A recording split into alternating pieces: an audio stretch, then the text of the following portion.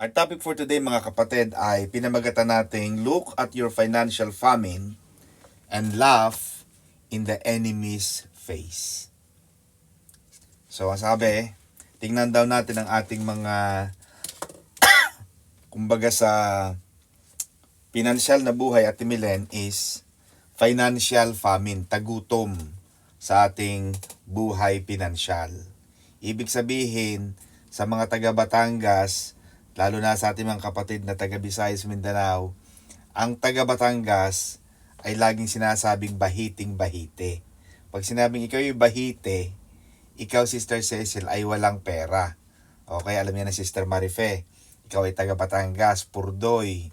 Yan ang mga iba pang lingwahe, terminolohiya na ginagamit ng mga taga Batangas. Purdoy, Bahite, Purita. Kaya pag ang pangalan may Sister Purita, hindi mo alam kung talagang ikaw ay pangalan may Purita o talagang ikaw ay pobre. Okay, pati yun ang topic natin mga kapatid.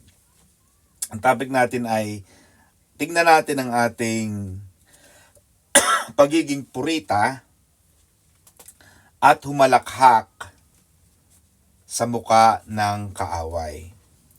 Na mga kapatid, you have to believe, kailangan tayong maniwala na kayang ikansela. Kaya nating bayaran ang ating mga pagkakautang. Taas ang may mga utang. Sige, taas ang may mga utang dyan. Mag-like kayo. Kung kayo ay may utang, kayo ay magganito. Thumbs up. Yan, ako nag-thumbs up na ako. May utang ako. Yan. Sino yun na may mga utang? Maliban kay Atene. Si Atene, alam kong walang utang yan. Yung mga may utang, magpakatotoo tayo. Tanggapin natin ang katotohanan. Ayan, may mga nagla-like na. Oh. Yung mga hindi nag-like, hindi ko alam kung hindi kayo nakakapag-like o talagang wala kayong utang. Ayan, oh, maraming like si Sister Maricel Tumilde na by maraming utang itong ating kapatid na ito. Sabihin, marami siyang inilike. Sister Maripe, ayan. Pero tandaan mo na kayang alisin, kayang i-write off. Alam mo ba ang mga bank, may mga kakayahan niyang kapangyarihan. Dito sa London, hindi ko alam sa Italia, pero sa London dito, kapag ikaw ay may utang ng 7 taon at hindi ka nakabayad, kansilado ang utang mo. Meron ditong tinatawag na amnesty. Kahit gano'n kalaki ang utang mo, milyon, at hindi ka na nakabayad, ira-write off yan at imilen ng bangko, ng creditor. Okay? At ganoon din ang ating topic ngayon. Kapag ikaw ay naniwala sa Panginoon, kayang ikansela. Kaya kang palayain ng Panginoon sa iyong kahirapan. Ang ating topic at imilen ay batas ng kasaganaan. Kaya kang palayain ng Panginoon sa iyong mga utang. Amen, mga kapatid. Now, pag binasa natin ang Biblia sa 2 Kings chapter 4 verse 1 to 7, may isang babae dito na namatayan ng asawa. Siya ay balo, a widow, and she was facing a desperate situation. At alam natin yan mga kapatid, sa mga Bahite, Purdoy at Purita, napakasakit sa ulo mga kapatid. Pag ikaw ay walang-wala, naku mga kapatid, talaga namang kahit yung praise the Lord, yung salitang hallelujah, hindi mo maramdaman ang lasa. Pero pag ikaw ay blessed, ikaw ay nadagdagan ng sweldo, binigyan ng bonus, parang ang sarap magpatotoo. Talagang nag-uunahan sa unahan para makapag-testimony. Pero kapag ikaw ay Purdoy, Purita at Bahite, naku mga kapatid, talaga namang nagpupuri ka, ay walang kalatoy-latoy. Ganon din itong babaeng ito. Itong balo na ito ay nakaharap sa isang desperadong sitwasyon. Bakit? Namatayan siya ng asawa. Ate Milen. At wala siyang source of income. Kasi nung una, kaya nga lagi kong sinasabi sa mga kababaihan, at ito ay susulat ko, sapagkat ako ay nagsusulat na Ate Milen ng aking book number 3. Tapos na tayo sa book number 2 natin. Ipapublish na lang yan. Ang book number 3, isa sa mga itinuturo ko dyan, Ate Ne, dapat sa mga kababaihan, matuto rin kayong magtrabaho. May mga babae naman kasi sa Pilipinas, of course, ang iba sa inyo, marami sa atin ay nasa abroad, kaya maaaring hindi relevant. Pero nung unang panahon kasi, Ate Ne, ang mga kababaihan noon ay hindi nagtatrabaho, talagang taong bahay. Kaya nauso yung housewife. Yung wife talagang nasa house. Ngayon kasi sa ating modern era, ang takbo na Ate Milen, babae na ang nag-a-abroad, lalaki na ang nasa bahay. Kaya house husband ang nauso. Diba? Pero nung unang panahon Ate Milen, walang pambayad itong babaeng ito, balo siya. At there's no way na makakabayad pa siya. Kaya ang ginawa ng mga creditor para makabayad siya ng utang, nung unang panahon kasi, pag hindi ka makabayad ng utang, kukuhanin niya pati banig. Pag wala kang banig, kahit yung mga anak mo, papaalila mo. Ipapakatulong mo sa mga nagpapautang para makabayad. Talagang kailangan yan ng isang malaking himala. Isang malaking himala para siya ay makabayad sa utang. At sa kanyang desperasyon, Atene, tumawag siya ngayon sa isang propeta. Kay Propeta Eliseo or Prophet Elisha in English. At ito mga kapatid ang nangyari. Tumawag siya doon sa propeta ng Panginoon. Humingi siya ng tulong. Mahalaga rin yung humingi ka ng tulong. Mahalaga sa tao yung marunong humingi ng tulong. Ang sabi mga kapatid sa 2 Kings chapter 4 verse 1, "Thy servant, my husband, is dead. Patay na po, mahal na propeta, ang aking asawa. And thou knowest that thy servant did fear the Lord." At alam po ninyo, mahal na propetang Eliseo, na ang inyong lingkod na aking asawa ay may takot sa Diyos. Yan. Masarap kasi mag-pray, Atene, kapag ikaw ay kakampi ng Panginoon. Kapag ikaw ay alagad ng Diyos. Kapag ikaw ay may takot sa Diyos.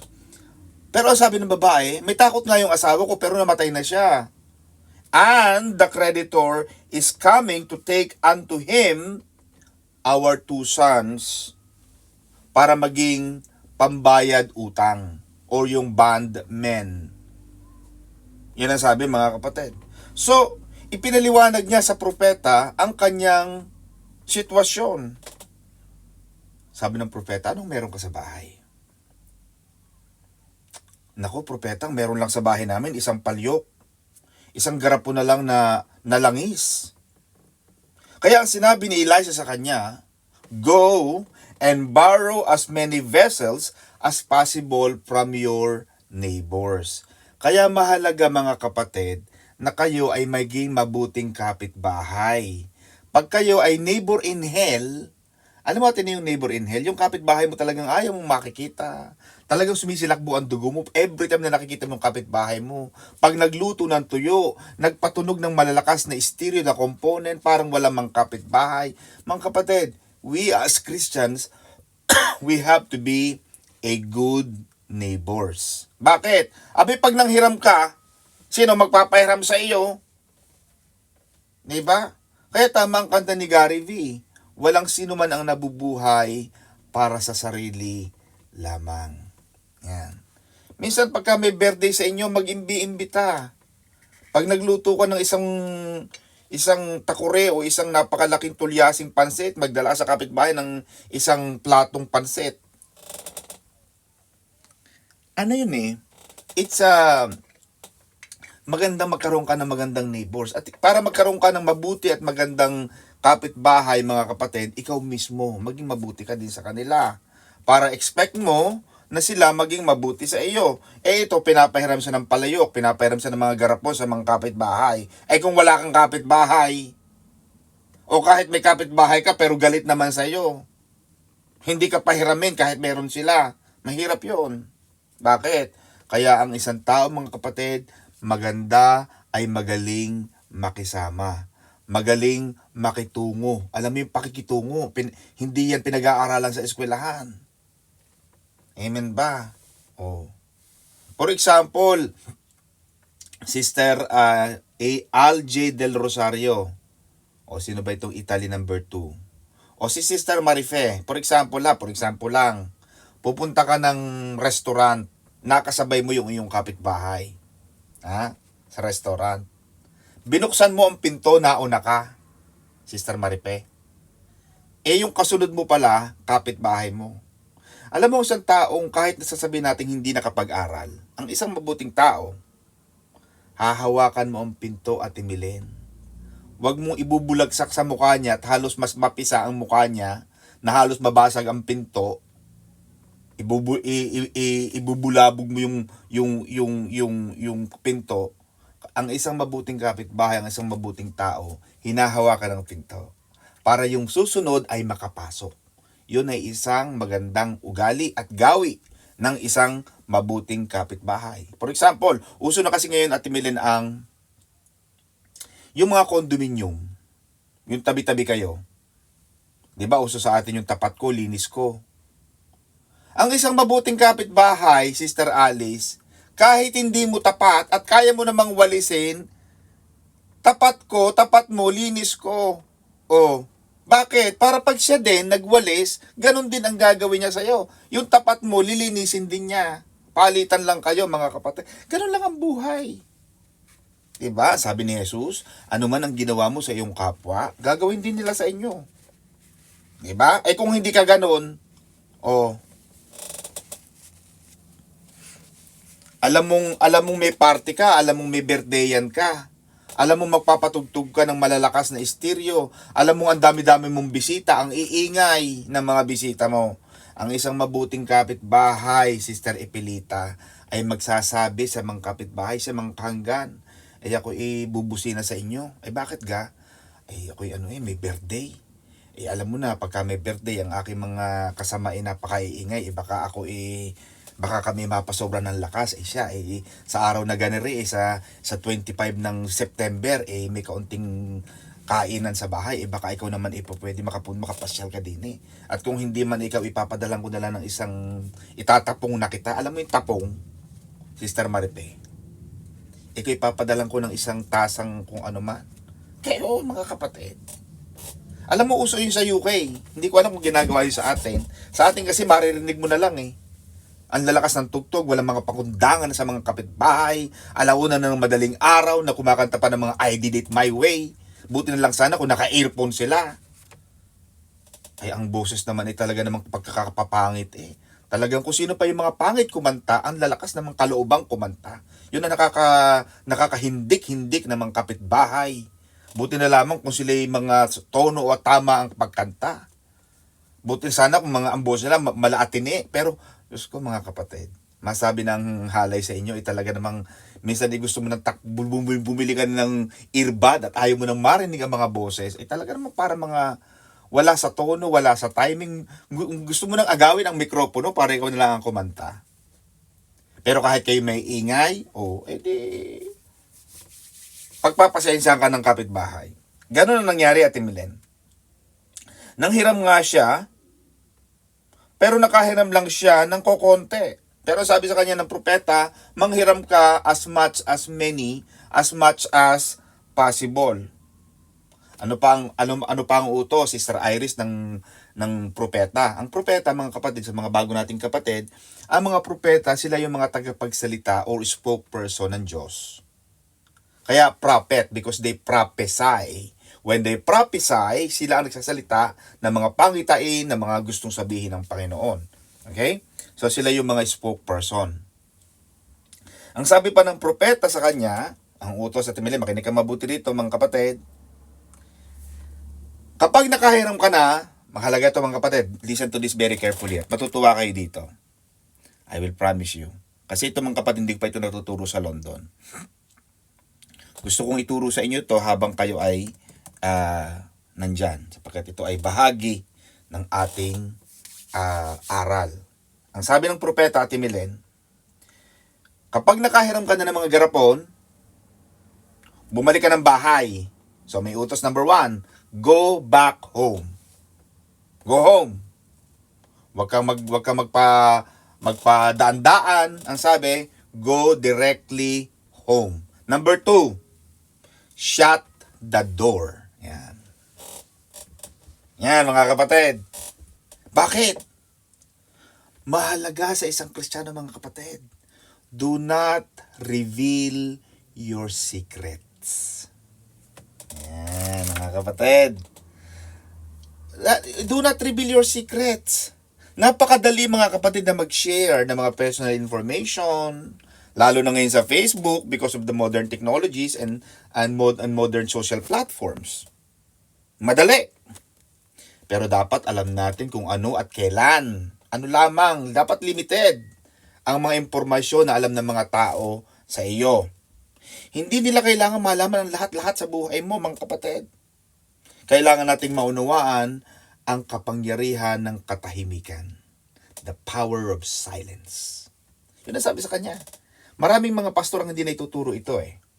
But when I found this, Ate Milen, shut your door. Sabi sa kanya, sarduhan mo ang pinto. Kailangan sarado ang pinto. Bakit? Because we have to understand the value, the power of silence. May mga bagay na dapat ikaw lamang ang nakakaalam. Yeah? May mga bagay na dapat ikaw lang nakakaalam. Bakit, Ate Milen? Bakit, Ate Ne? Bakit ang sabi ng may mga kasabayan ng matatanda na may tenga ang lupa, may pakpak ang balita? Kaya, Sister Maripe, kung ikaw ay may mga sikreto na ikaw mismo sa sarili mo, hindi mo kayang itago, wag mo nang ibalita sa iba. Ay usong-uso naman sa atin sa Batangas. Ay ari atin-atin lang ha. Naku po, ay atin-atin. Ang dami namang nakatengang ang daming tengang nakikinig, atin-atin. Pag ari nakalabas, ikaw lang ang nagsabi. Uso sa atin 'yon. Ate Milen, di ba? Pag ari nakalabas ang balitang ari, walang nagsabi kundi ikaw lang. Naku, maya-maya, ang balita nandoon na sa social media. May mga parunggit at pasaring, may mga pahaging na mga salita na hindi mo alam kung sino yung mga parang blind item. Parang bina-blind item ba na ng mga kapitbahay, ikaw na pala yun. Bakit? Ay may may tenga ang lupa. Yung lupa, nakikinig.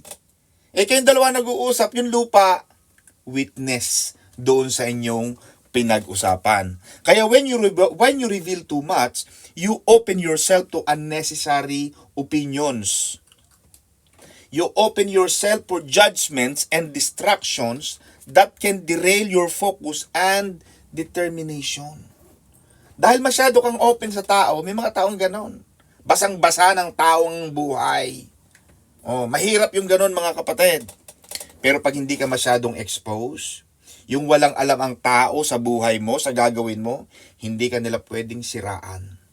Hindi ka nila pwedeng hadlangan sa iyong mga pangarap dahil hindi naman nila alam ang iyong gagawin. Kaya ang utos ng propeta, saraduhan mo ang pinto mo. Ha?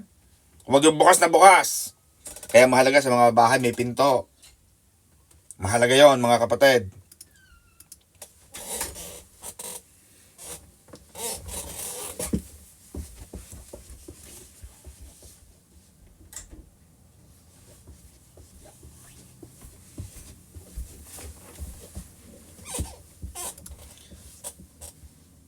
Sorry po mga kapatid. Mahalaga mga kapatid na may pinto. Huwag niyong hayaan ang inyong bahay ay maging parang istambayan. May mga bahay na ganoon. Nagiging istambayan. Lahat ng mga pati salas, pati mga toilet, alam na alam ng kapitbahay. Wag. Magkaroon kayo ng privacy. Let your home be your sanctuary. Pastor, ayaw niyan.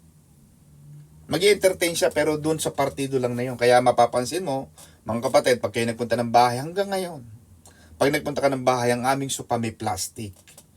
Sabi ko, kaya nagagamitin ma'am, mergi para sa, ay bago Tutoy, naku, kamahal ng pagkakabili diyan ano kung gagawin natin din, mergi garden na laang.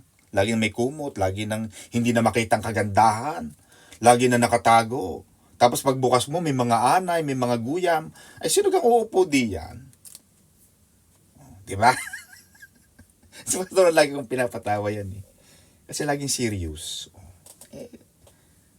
Diba? Yung mga tasa, hindi ginagamit. Kailan gagamitin yan? Bakit hanggang ngayon, nandiyan pa rin yan? Kaya yung mga tasang may mga burda-burda ng mga check mo, may mga payong-payong, nawala na yun, mga kapatid. Dapat nakasarado ang pinto. Amen ba, mga kapatid? Para hindi ka masiraan. Alam mo ang kasabihan, Sister Alice, there was a saying that loose lips sink ships. Loose lips sink ships. Yung ibig sabihin, mga kapatid, the more you talk, the more people know about your plans, the more you are exposed to risk. Marami silang alam. Marami silang pwedeng ibalik sa'yo. Ganyan ang sinabi ng Panginoon, mga kapatid, sa aklat ni Lucas chapter 2 verse 19, and I will read. Mary stored up many memories of her remarkable son, Jesus. Natandaan mo na sa aklat ni Lucas, ni Dr. Lucas, St. Luke yan eh. Dr. Lucas. May mga sinabi, may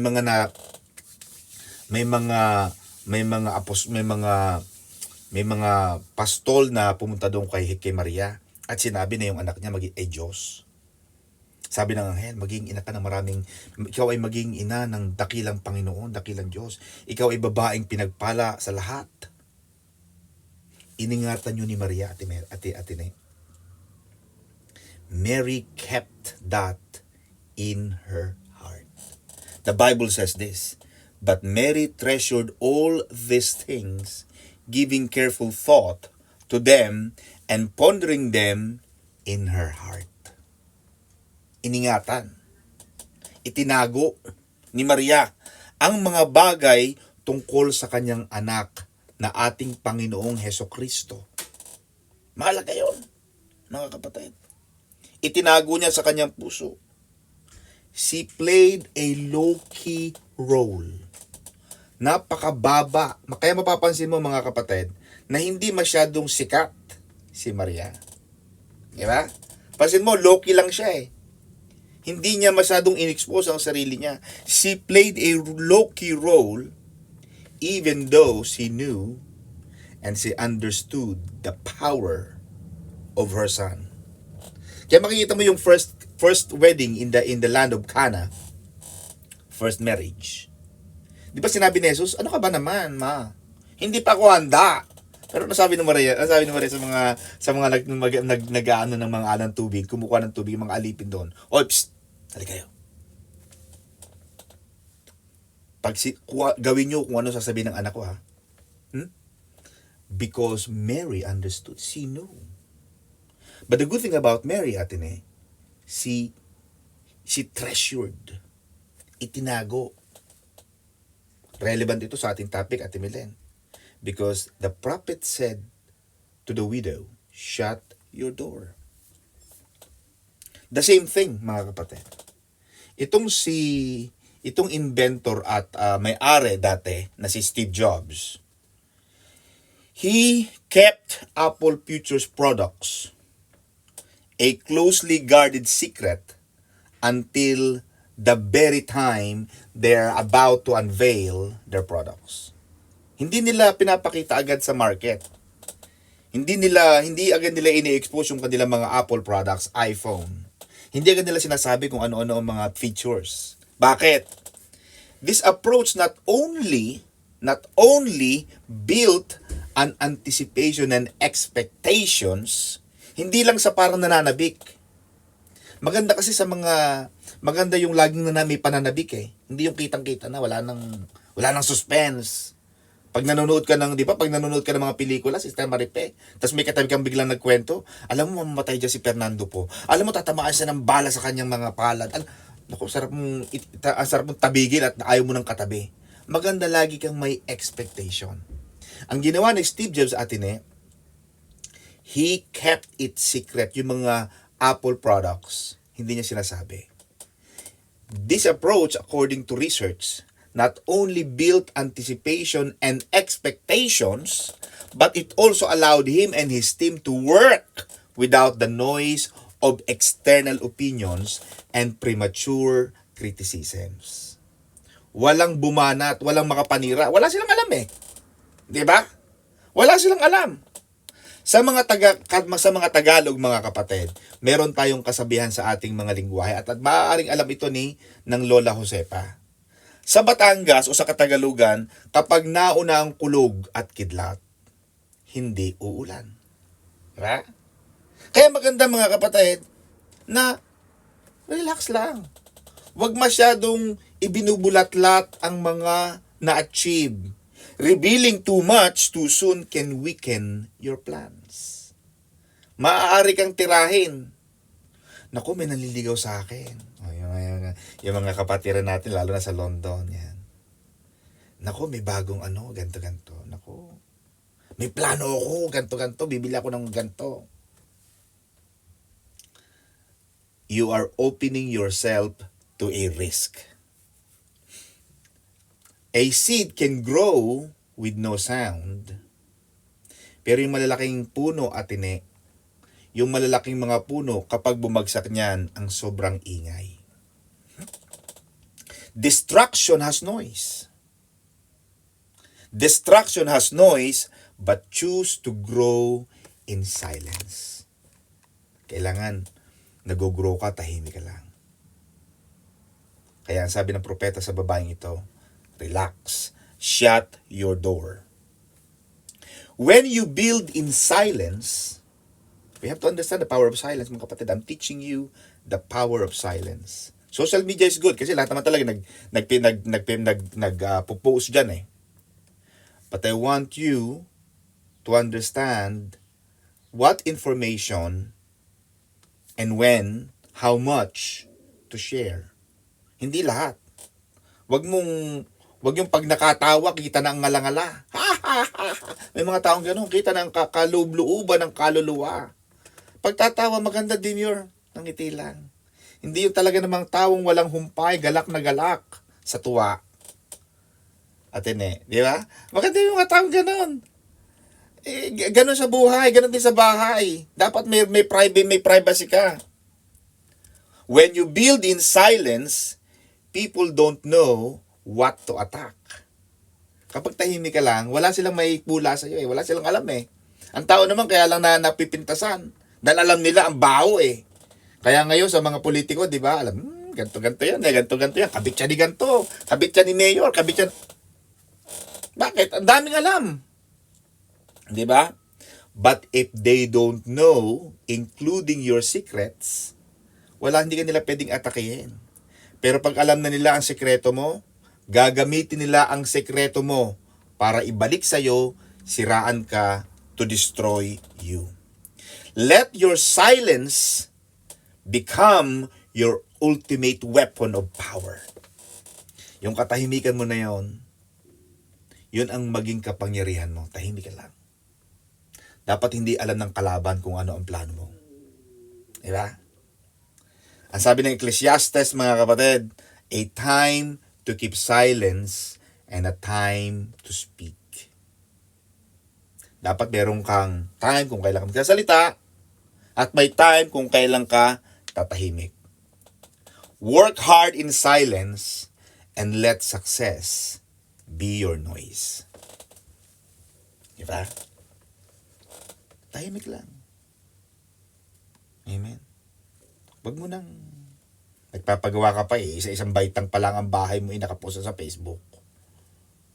Isa-isang hagdan pa eh. Hayaan mo nang tumubo doon. Basta pag nakita na lang nila, kanina kong bahayan. Naku, ano yan? Yan ba yung laging sinasabi ko sa inyo? Dadalaw-dalawa pang biik. Agad ang binibilang piggery. Dadalaw-dalawang biik pa naman. Amen, mga kapatid. Huwag nang ipagmalaki ang ganyan. Relax. Kaya sabi ng propeta sa kanya, shut your door. Para walang makakita nung ginagawang himala sa iyo ng Panginoon. Bakit? Ayaw ng Panginoon. Kasi minsan pagka ikaw kitang-kitang pinagpapala, ano nangyayari atin eh? Dalapitan ka ng maraming mga mangungutang, maraming maiinggit sa iyo, sisiraan ka nila dahil naiinggit sila sa iyo. Kung wala silang alam, sarado ang pinto mo, biglang, poop, pinagpala ka pala. Kaya nangyari sa kanya mga kapatid, sabi, shut the door, pour the oil into the vessels, and set aside each one when it was full. Yung babaeng balo, she acted upon the word of the Lord. Kumilos siya. Hindi siya basta nakinig lang. Kaya tayo mga kapatid, hindi dapat tayong basta nakikinig lang. Dapat uma-action tayo. Dapat may ginagawa tayo. Just like this woman, this widow, she acted upon the word of the Lord that was spoken to her through his prophet. Kaya kami, na mga mangangaral, ni Pastor Saldi, at ang ating mga iba pang mga pastor na mga kapatid sa paglilingkod sa Iglesia ng Panginoon, kami ay mga tagapagsalita lamang. Habang kanyang sinusunod at ang utos ng propeta, habang isinasali niya ang oil, ang langis, sa banga, sa kanyang mga hiniram, nagpatuloy, nagmultiply, dumami ng dumami yung kanyang isinasalin. Can you imagine the amazement, the joy? Kitang-kita mo siguro, Atene, kasi ang natitira nila isang banga na lang eh. Isang baso na lang siguro. Tapos habang isinasali niya, dumadami ng dumadami. Can you imagine the happiness, the joy, the amazement that these women must have felt? Na habang ibinibigay sa kanya ng mga, Mami, ito pa! Mami, ito pa! Aba, ang dami na pala nating nalagyan. Bakit hindi nauubos ang lakas na ito? Because it was God who blessed her. Mga kapatid. Kaya, pinuno ng Panginoon ang mga banga, ang mga palayok, ang mga lalagyan, ang mga sisidlan, pinuno ng Panginoon ang lahat ng kanyang hiniram. It only stopped until to the last bottle na nahiram niya. Siguro kung marami pa siyang hiniraman at timilin, marami pang ginawang himala ang Diyos sa kanya. At ang propeta, mga kapatid, go sell the oil and pay thy debt and leave thou and thou children of the rest. Yan. Sabi, sige, marami na kayo. Marami ng langis yan. Ibenta ninyo. At magbayad ng mga utang. Kaya kayo kanina, mga kapatid, pinataas ko kayo. Pag kayo ay may mga utang, pag tayo may mga utang at tayo nakakaluwag-luwag, ay mga kapatid, wag ninyong ibablock ang mga maniningil. Mga kapatid, huwag ninyong ibablock sa Facebook ang mga maniningil. Hayaan ninyong makita nila kayo. Amen? Ang sabi rito, magbayad ng mga utang. Because the woman acted on the word of the Lord. Nakinig siya. At kinatagpo ng Panginoon supernaturally ang kanyang mga pangangailangan. Job chapter 5 verse 20, last verse, in famine he shall redeem thee from death, and in war from the power of the sword. Thou shalt be hid from the scourge of the tongue, neither shalt thou be afraid of the destruction when it cometh. At destruction and famine thou shalt laugh. Yan. Ang sabi sa Job, mga kapatid, chapter 5 verse 20, sa gitna ng mga tagutom, ikaw ay hahalakhak. Bakit? Kakampi mo ang Panginoon. Satanas, hindi mo ako pwedeng takutin. Bakit? Dahil kakampi mo ang Panginoon. Tutugunin ng Panginoon, hindi ka matatakot. Hindi ka matatakot dumating man ang kahirapan. Bakit? Ikaw ay pinagpapala ng Panginoon. Basta't ikaw ay sumunod, gawin mo ang utos ng Panginoon at patuloy na pagpapala ang dadaloy sa buhay mo. Amen? Pagpalaan natin ang Lord, mga kapatid, and God bless you. Pagpalain tayo ng Panginoon. Back to you, Sister Ne and Sister Sarah. Amen. Praise the Lord. Maraming salamat po sa